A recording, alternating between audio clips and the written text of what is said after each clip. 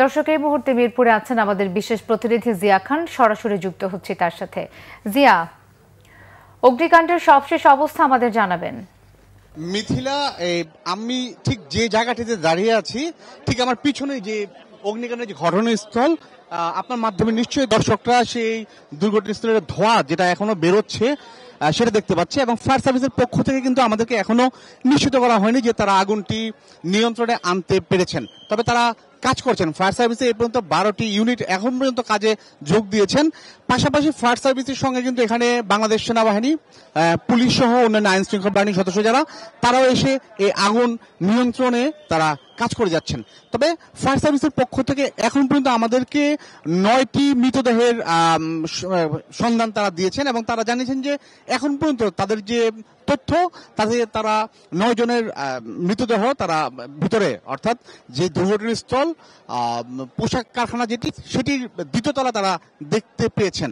এবং তাদের যে সার্চ টিম সদর দপ্তর থেকে গঠন করা হয়েছে, সেই সার্চ টিম কিন্তু তাদের কাজ শুরু করেছেন। তারা সার্চ করছেন যে আরো কোনো লাশের সন্ধান তারা পান না, কিংবা হতাহতের যে হতাহত অনেক রয়েছেন এবং তাদের কি অবস্থা সেই বিষয়গুলো তারা সার্চ টিম তারা অনুসন্ধান করছেন। হয়তো কিছুক্ষণ পর আপনার মাধ্যমে মিথিলা আমরা সেই বিষয়গুলো দর্শকদের জানাতে পারবো। তবে আপনার মাধ্যমে একটা বিষয় জানিয়ে রাখি যে যেই পোশাক কারখানা যেখানে অগ্নিকাণ্ডের ঘটনা ঘটেছে, তার পাশেই কিন্তু টিন শেডের যে কেমিক্যাল কারখানা ছিল, সেখান থেকে কিন্তু আগুনের সূত্রপাত বলে আমরা বিভিন্ন মাধ্যম থেকে জানতে পেরেছি।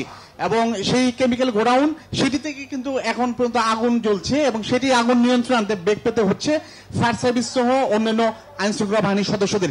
এবং আগুন নিয়ন্ত্রণে কিন্তু আপনি দেখতে পাচ্ছেন যে বাংলাদেশ সেনাবাহিনী সহ অন্যান্য যারা বাংলাদেশের যে আইন শৃঙ্খলা বাহিনীর সদস্য যারা রয়েছেন, তারা এসে যোগ দিয়েছেন এবং এখানকার যারা স্থানীয় যারা লোকজন ছিলেন, তারাও আগুন নিয়ন্ত্রণে কাজ করে যাচ্ছেন। তবে এখন পর্যন্ত আগুনের যে সব আরো বেশ কিছু তথ্য আমাদের জানার যেগুলো বাকি রয়েছে, যে আগুনের সূত্রপাতটা কি থেকে ঘটেছে, কতজন লোক ছিল কারখানার ভিতরে এবং কতজন উদ্ধার হয়েছে, সেই বিষয়গুলো আমরা এখনো পরিষ্কার হতে পারিনি। হয়তো আরো কিছু সময়ের পর সেই বিষয়গুলো আমরা পরিষ্কার হলে আপনার মাধ্যমে আমরা দর্শকদের জানিয়ে দিতে পারবো। তবে আরেকটা বিষয়, যে এখানে কিন্তু যারা এখনো নিখোঁজ রয়েছেন, নিখোঁজদের সন্ধানে কিন্তু অনেক স্বজন এসে ভিড় করেছেন এবং তারা দাবি করছেন যে তাদের অনেকের মা, অনেকের ভাই, অনেকের বোন তারা এখন পর্যন্ত নিখোঁজ রয়েছেন এবং তারা এখানে এসে আশেপাশে এসে অবস্থান করছেন এবং তারা সেই দাবি জানিয়েছেন। তবে আইন শৃঙ্খলা বাহিনী তারা কাজ করছেন।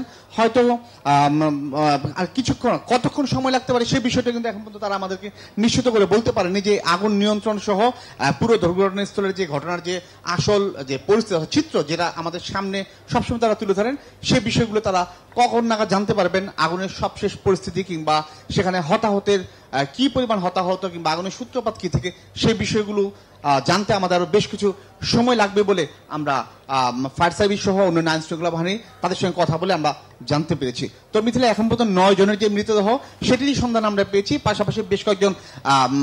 আপনাকে ধন্যবাদ, আপনি থাকুন, আপনার সাথে আমরা আবারও যোগাযোগের চেষ্টা করব।